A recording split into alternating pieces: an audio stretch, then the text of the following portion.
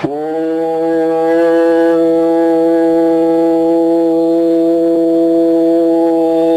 ஈஸ்வரா குருதேவா. சந்தர்ப்பத்தால் நல்ல மனிதர்களாக இருக்கின்றோம். ஆக நாம் பழகும் நிலைகள் வரப்படும் போது பழகிய நண்பர்கள் ஆக எதிர்பாராத நிலைகள் திடீர் மரணமோ தாங்காத நிலைகள் கொண்டு துர்மரணம் அடைய நேர்ந்தால் அந்த உணர்வின் தன்மை கொண்டு அவர் மேல் பற்று கொண்டவர்கள் அவர் நேரடியாக பார்க்கவில்லை என்றாலும் அவருடைய செயலாக்கங்களின் நண்பன் என்ற நிலைகள் ஓதும் போது அந்த உணர்வு பரவி உள்ளதை கேட்ட பின் அந்த உணர்வை நுகர்ந்து தானும் அந்த மயக்க நிலைக்கு வருகின்றது. ஆக அதை திரும்ப திரும்ப அந்த மனிதனை எண்ணிவிட்டால் அவன் எந்த வழியில் ஆனானோ அவன் உணர்வின் செயலாக்கங்கள் இங்கே இயங்கத் தொடங்கி விடுகின்றன. இது மனிதனுக்கு ஊடுருவும் இந்த நிலை. இதை போன்று நாம் அருஞானின் உணர்வை நமக்குள் சேர்த்து அவன் நஞ்சினை வென்றவன் அந்த உணர்வினை உங்களுக்குள் பதிவாக்கிவிட்டு அந்த நினைவு உங்களை காக்கும்.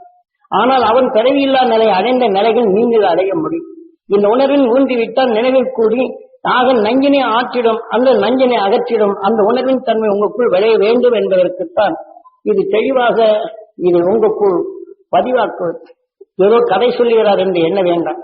நாளை வரும் விஷ உலகிலிருந்து உங்களை காத்திடும் நிலைகள் வர வேண்டும் என்பதற்குத்தான் விஷத்தன்மை கொண்ட செயலாக்கம் கொண்டவன் விஷத்தை வென்றன் உணர்வு சந்தர்ப்பத்தால் இவன் நுகரப்படும் போது அந்த பச்சையின் ரூபத்தில் அந்த விண்ணின் ஆற்றலை அவன் அறிகின்றான். அப்போதுதான் இந்த வெப்பத்தின் தன்மை விஷ்ணு என்றும் காரணத்தை வைக்கும். ஆக விஷ்ணுவின் மனைவி லட்சுமி. ஆனால் சூரியன் ஆகும்போது காந்தத்தின் நிலைகள் மோதலாகி இந்த உணர்வின் தன்மை தனக்குள் இணைத்து அவன் சுழற்சியின் வளர்ச்சி பெற்றது சூரியன் என்ற நிலைக்கும் இது விஷ்ணு என்ற நிலைகள் அணுவின் தன்மை அடைப்படும் போது நாராயணன் மறு அவதாரம் விஷ்ணு. இதன் நிலைகள் செய்யப்படும் போது அங்கே விஷத்தின் மேல் பள்ளி கொண்டு அதன் சுழற்சியின் தன்மை செயல்படுகின்றது. ஆனால் இந்த வெப்பத்தின் தன்னல் ஆகும்போது கவர்ந்து கொண்ட விஷத்தை பிரிக்கிறது. அதை பிரித்து செல்வது இந்த காரணம் தனக்குள் இழுத்துக் கொள்கிறது. இந்த விஷம் இல்லை என்றால் இயக்க சக்தி இல்லை. ஆக இந்த மூன்றும் சேர்த்துதான் ஒன்று இயக்க சக்தி, ஒன்று அரவணைக்கும் சக்தி, ஒன்று உருவாக்கும் சக்தி.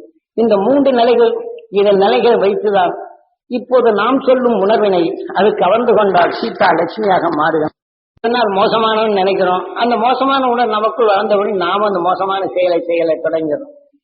நம்மை அறியாமல் இது இயக்கம். நாம் தவறு செய்யலை நினைக்கிறோம். தவறு செய்யா அப்படின்னு நம்ம என்ன ஒண்ணு அந்த தவறின் இயக்கம் நம்ம இயக்கி விடுகிறது. ஆனா அந்த தவறை மாற்றும் தமக்குள் சக்தி இருந்தாலும் முடியாத நிலை ஆகிவிடுகிறது. அந்த தவறிலிருந்து நாம் விடுபடும் முறைக்கு உங்களுக்குள் இது பதிவாக்கி எண்ணியுடனே இதை கவர வேண்டும். நாம் பலவிதமான உணர்வுகளை பதிவாக்கியுள்ளோம்.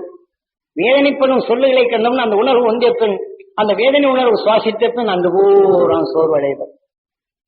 ஆகவே வேதனை அணுக்கள் வளர்ந்து விடுகின்றது. வேதனை அணுக்கள் வளரும் அந்த நிலைகள் 2 நாளைக்கு சேர்ந்தால் இந்த இரத்த நாணயங்கள் கலக்கப்படும் போது மற்ற அணுக்களையும் செயலற்றதாக மாற்றும்.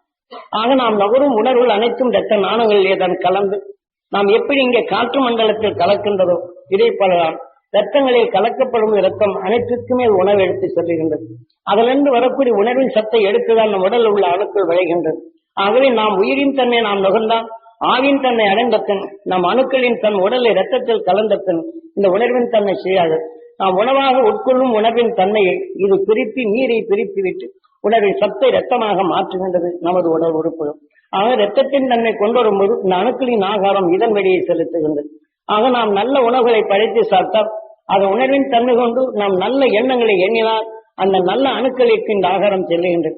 ஆக நல்ல உணவை படைத்து சாப்பிட்டும் வேதனை கொண்ட உணர்வை நாம் சுவாசித்தால் அந்த உணர்வின் தன்மை இதற்குள் ஆனப்பின் வேதனை உணர்ச்சியில் தூண்டினால் அந்த உணர்வின் தன்மை ஆனப்பின் நல்ல உணவை உட்கொள்ளாத நிறைய தள்ளிவிடும். ஏனென்றால் நாம் எண்ணும் உணர்வு நம் உறுதியின் உணர்வுகள் இந்த உணர்ச்சிகளை அணுக்களாக மாற்றுவதும் உணர்வின் செயலாக்கங்களாக நம்மை மாற்றிக்கொண்டே உள்ளது. இதை போன்ற கொடுமையிலிருந்து நாம் மீள வேண்டும் என்பதற்குத்தான் மனிதன் பல கோடி சரீரங்களை கடந்து ஆக தீமையிலிருந்து நீங்கிடும் உணர்வை பெற்று ஒன்றுக்குள் ஒன்று சிக்கி பார்க்கின்றோம். நாய் மற்றொரு கொதையை சாப்பிடுகின்றது, புலி மற்றொன்றை இலக்கியமற்ற கொண்டு சாப்பிடுகின்றது, காட்டு விலங்கை மற்றொன்றை கொண்டு புல்லை தின்று மேய்ந்தாலும் ஆக இதை தசைகளை கொண்டு குவித்து சாப்பிடும் உணர்வை ஒன்றை விழுங்கி ஒன்றை வாழ்ந்து ஒன்றை விழுங்கி ஒன்றை வாழ்ந்து எத்தனை நரக வேதனைகளை பற்றி அதிலிருந்து தப்பிக்க வேண்டும் என்ற உணர்வு எதை இதை கொள்ளுகின்றதோ அதன் உணர்வின் தன்மை வலுப்பெற்ற பின் இந்த உயிர் அவருக்குள் சென்று அதனின் வலுகொண்டு இப்படி பல கோடி சரீரங்களை கலந்து இன்றை நம்மை மனிதனாக மாற்றியது நமது உயிர். அதை நாம் மதிக்கிறோமா? இல்லை. நாம் எதை எண்ணுகின்றோமோ அதை உருவாக்குகின்றது நமது உயிர். எதன் வழி நாம் செல்லுகின்றோமோ அதன் அணுக்களாக உருவாக்குங்கள். அதை அணுக்கள் உருவாக்கிவிட்டால் அது உணர்ச்சி ஊண்டி அது உணவின் ஆகாரமாக இருக்கும். அந்த உணர்ச்சியின் தன்மை நம்ம ஊக்கூட்டும் போது அந்த உணவின் எண்ணங்கள் தோன்றும். அந்த எண்ணங்கள் தோன்றி நமக்குள் இருக்கும்போது அந்த உணர்ச்சியில் கொண்டு நம்ம உடலை இயக்குகின்றது. நம்ம உடலை இயக்கின் தன்மை என்பது இரத்தத்தில் அது கலக்கின்றது. உணர்வில் தீமை செய்யும் அணுக்களை வளர்ச்சி அடைகின்றது. நல்ல அணுக்களால் உருவாக்கப்பட்ட அந்த உடலையே நலிய செய்கின்றது, பாழடைய செய்கின்றது, சிந்திக்கும் திறனை இழக்க செய்கின்றது, சிதறிடும் நிலையே வருகின்றது, தன்னை வாழ்வதென்று வெறுக்கும் தன்மை வருகின்றது. வெறுப்பின் தன்மை கொண்டே மனிதனை அழிக்கும் தன்மை வரும். மனிதனை அழிக்கும் தன்மை தன்னையே முதல் அழித்திடும் உணர்வே இங்கே தோன்றியும். இப்படித்தான் பல கோடி சரீரங்களை கடந்து வந்த நாம் இன்று நம்மை எப்படி இது இயக்குகிறது என்ற உண்மையினை நாம் அறிந்து கொண்டால் அன்று வால்மீகி கூறிய இந்த உணர்வின் தன்மை கொண்டு நாம் தெளிவாக நுகர்ந்து கொண்ட உணர்வு எதுவோ அதன் உணர்வு தான் உடலுக்குள் அந்த பெண் அந்த உணர்ச்சியின் தன்மை கொண்டு நம்மை செயலாக்குகின்றது என்பதனை தெளிவாக அவன் ராமாயணத்தில் வாலி என்பதை விஷத்தன்மை கொண்டது. ஆக சீதா என்பது சுவை மகிழ்ச்சி கொண்டது. மகிழ்ச்சி கொண்ட உணர்வின் தன்மை வரும்போது மகிழ்ச்சியாக வாழும்போது ஒருவன் வேதனைப்பட்டால் அதனை நவழ்ந்தால் வாலி. ஆக எவரை வாலி பார்த்தாலும் அவனுடைய சம வலுவை பெற்றுக் கொள்ளுகிறான் என்று.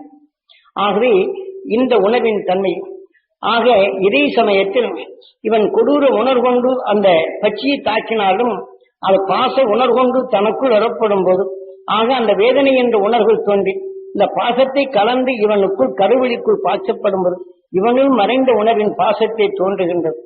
ஆகவே அவன் எதை அதனுடன் மகிழ்ச்சியாக வந்ததோ அந்த மகிழ்ச்சி உணர்வு விஷயத்தின் தன்மை கொண்டு போனப்பன் இவன் உடலுக்குள் அந்த மகிழ்ச்சி ஊற்றும் உணர்வினை ஊட்டுகின்றது. அப்பொழுதுதான் இவன் அந்த வலிமை மிக்க சக்தியின் தன்மையை இவன் உணர்கின்றான்.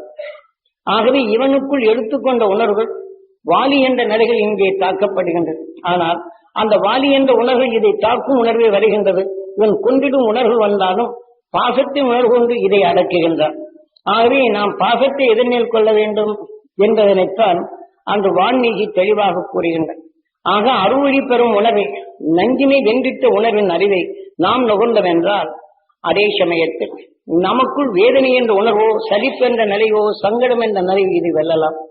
ஆக ஒரு குழந்தை நீங்க பாசமாக வளர்க்க நேர்ந்தால் அவன் அடுத்து வேதனை நீங்கள் நுகர்கின்றீர்களோ இல்லை, அவனை காக்க வேண்டும் என்ற உணர்வு வரும்போது வேதனை இங்கு தாங்கிக் கொள்ளும் நிலை வருகின்றது. இதை தடுத்து நிறுத்துகின்ற காக்க வேண்டும் என்ற உணர்வு வருகின்றது. தாய் தன்னுடைய குழந்தையை மற்றொன்று தாக்க வருகிறது என்றால் ஆனால் குழந்தை காக்கும் உணர்வு தான் அங்கு வருகின்றது. ஆனால் தாக்கும் என்ற வாலி இவனை தாக்குவதில்லை. ஆக இவனை காக்க வேண்டும் என்ற உணர்வு வரப்படும் போது ஆனால் அதே சமயத்தில் வாலியை அவன் செய்யும் தவறை இங்கே நுகர்வதில்லை. அவனை வெல்ல வேண்டும் என்ற உணர்வின் தன்மை இங்கே கொண்டு வரும்போது அந்த வாலி என்ற நிலையை தகர்த்து விடுகின்றான். நான் வாலியை ராமன் மறைமுகமாக தாக்குகிறான்.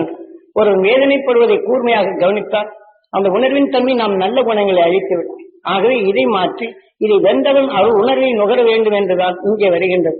அதனால்தான் ராமாயணத்தில் எண்ணங்கள் உணர்ச்சிகளை பற்றி தெளிவாக்கியுள்ளார் வால்மீகி.